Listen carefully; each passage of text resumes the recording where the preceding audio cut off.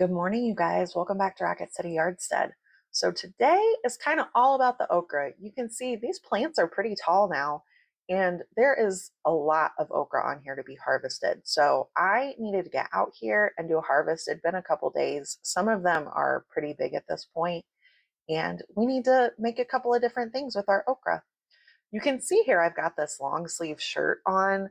I don't know about you guys, but I react pretty badly to the skin contact with the okra plants. I just get a rash and get really itchy. And so I probably should have even had gloves on because my hands were kind of a mess after this. But long sleeve shirt, and this one has thumb holes, so it helps keep those sleeves down, which is really nice. But we're just going to get all of our okra harvested here.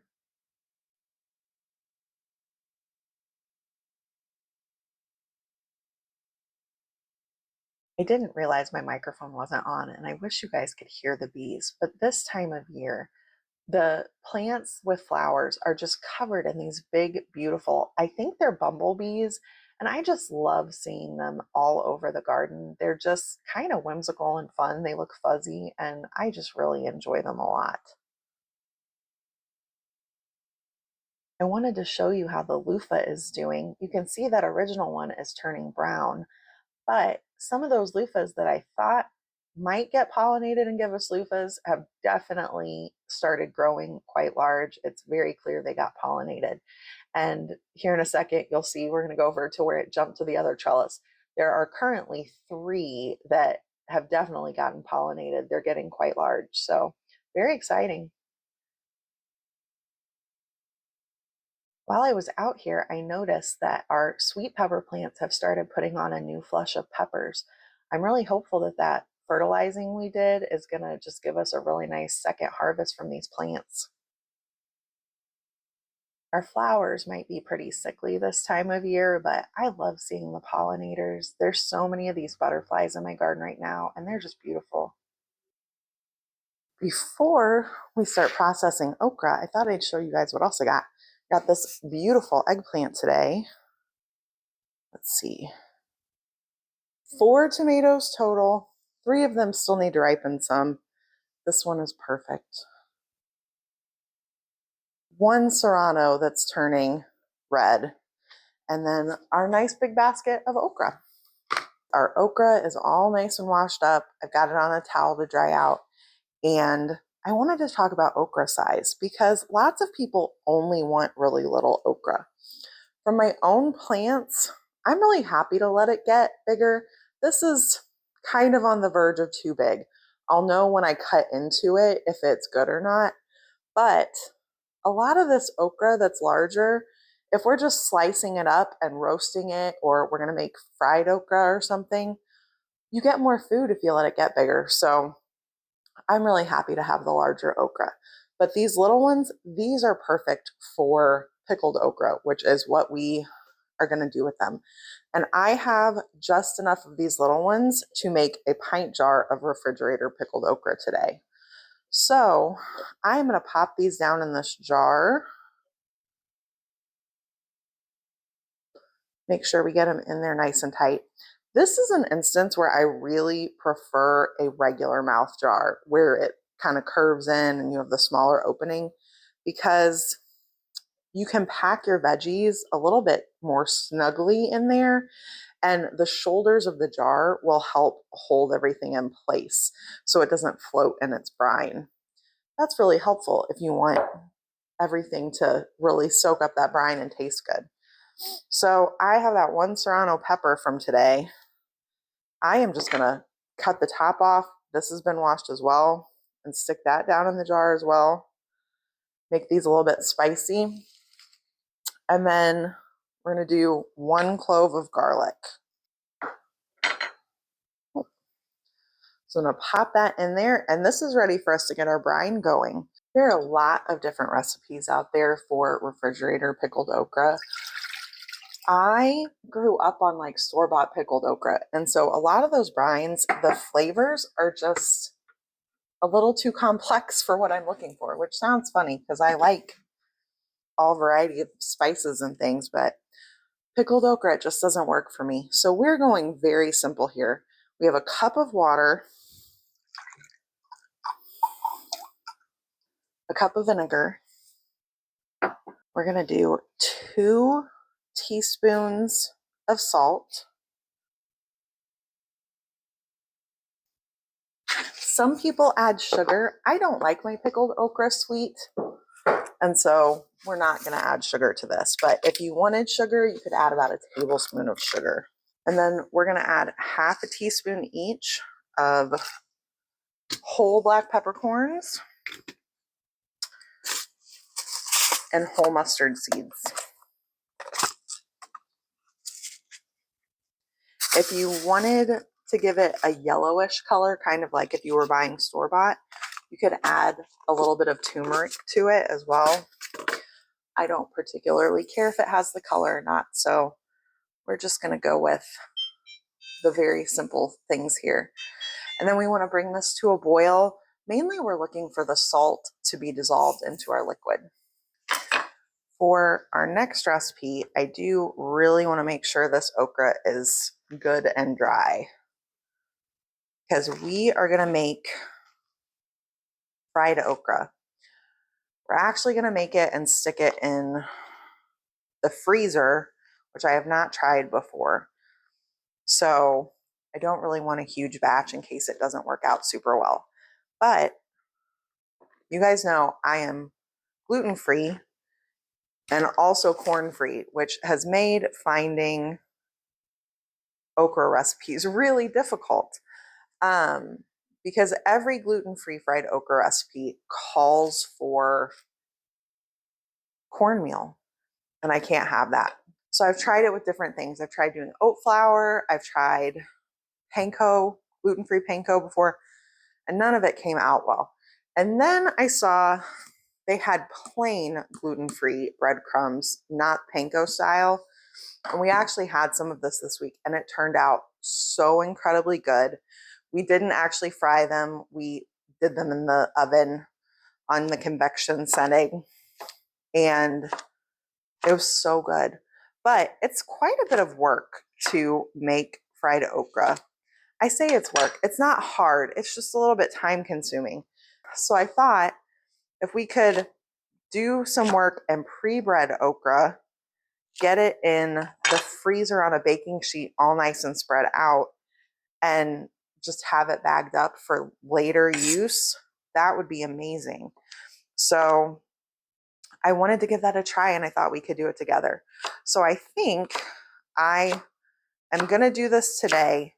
We'll get it all frozen, and then tomorrow we will come back and try cooking some of it together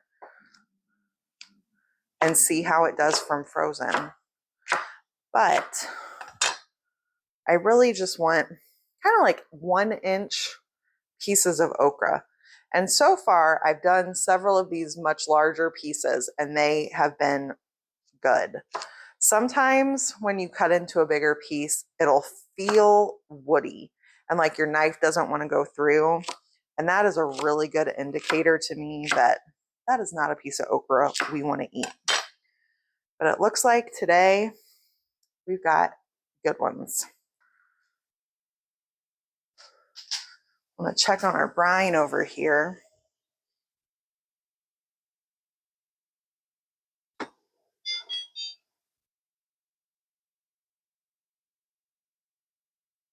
This is all dissolved. Smells really good. So I'm going to grab a funnel because I have a tendency to spill.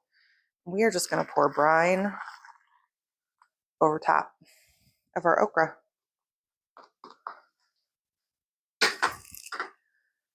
So this just needs a lid. It'll go in the fridge and it will sit for probably several days before we dig in and eat these. Really want to let that brine permeate the okra. But for now, I'm just going to set this to the side, and I'm going to keep working on chopping up my okra. Now that the okra is all sliced up, we can get to making it into fried okra. So I need a couple of eggs,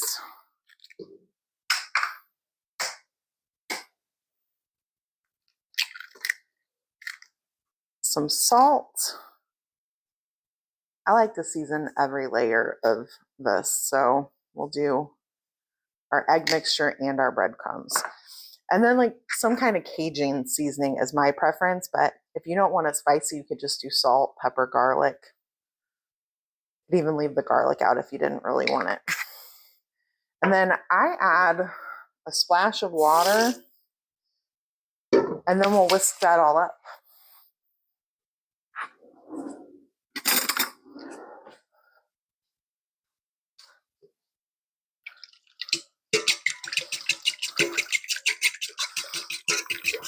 For our breadcrumbs, we are going to do really similar. I'm going to put them in a bag. Do you guys remember shake and bake? Is that even still a thing? I grew up with shake and bake, and it kind of reminds me of this a bit. Some salt.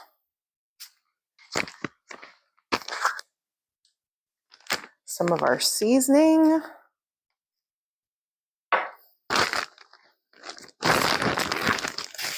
And then I want to get that all good and mixed together before we start putting our okra in here. Now, this is probably not enough to do all of the okra, but I have figured out that it's better to do all of it in smaller batches because eventually the breadcrumbs start clumping together and they don't want to coat the okra. So live and learn. All right, so this is super simple, you guys. I feel like if you've made fried okra, then you know how simple this is, but we're just gonna pop this in our egg mixture, get it nice and coated. Want to let as much of that drain off as possible because we don't want to get our breadcrumbs super soggy. And then just seal this up and give it a good shake.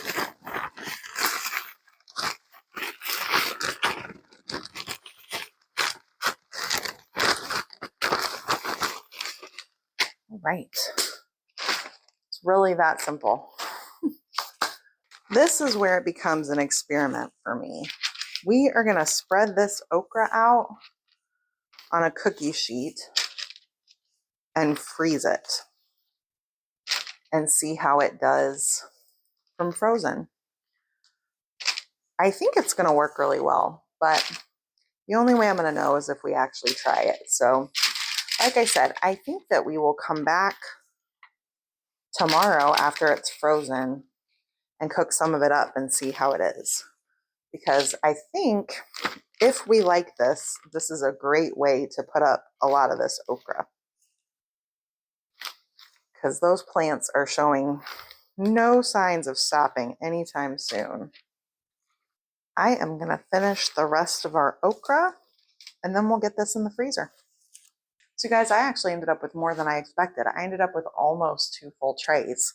So I'm going to pop these into the freezer and then tomorrow I will pull them out. Most of them are going to go in a freezer bag, but we're going to cook some up and see how they do from frozen. I'm really hopeful because I think this would be a great thing to have in our freezer over the winter.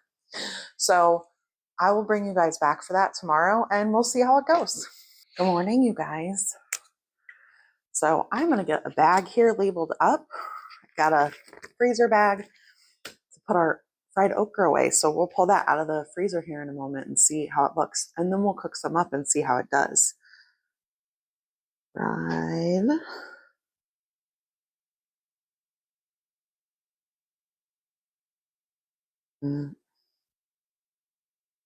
That's not right. It's the 9th month. That's okay. It's the beginning of the 9th month. Close enough. All right. Let's grab our okra out of the freezer. I'm pretty happy with how this seems to have frozen up. I pull the piece off and the breadcrumbs are nice and attached. So get it bagged up and leave a little bit to put in the oven to try and cook and see how it does. But if this works, we may do quite a bit of this with the okra as it comes in because who doesn't love fried okra? And oven fried is a little bit preferable, not quite as much oil. Plus, if you've ever fried okra, It makes your house really stink. But we'll get this all bagged up.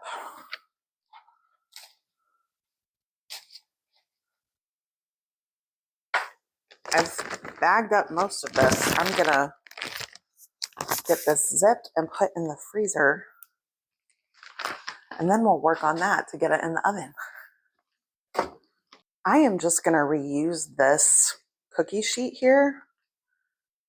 See if we can get our oil to pump. There we go. I've seen people using these things where it has the spray and a pour section on it. And I thought about getting one, but I found this one at TJ Maxx for like $5. And so I couldn't pass that up. I like how nice the spray comes out. All right, so just put our okra on our tray.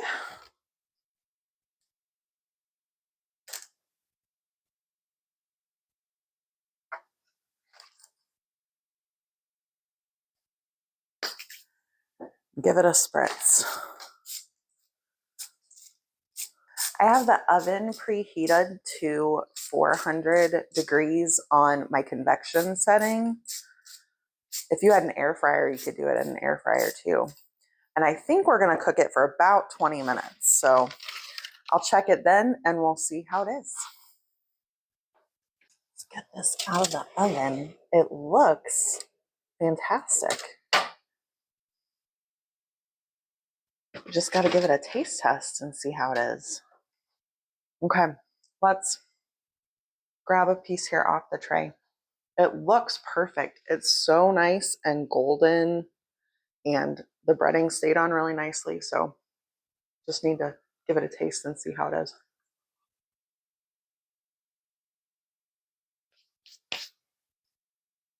It's perfect.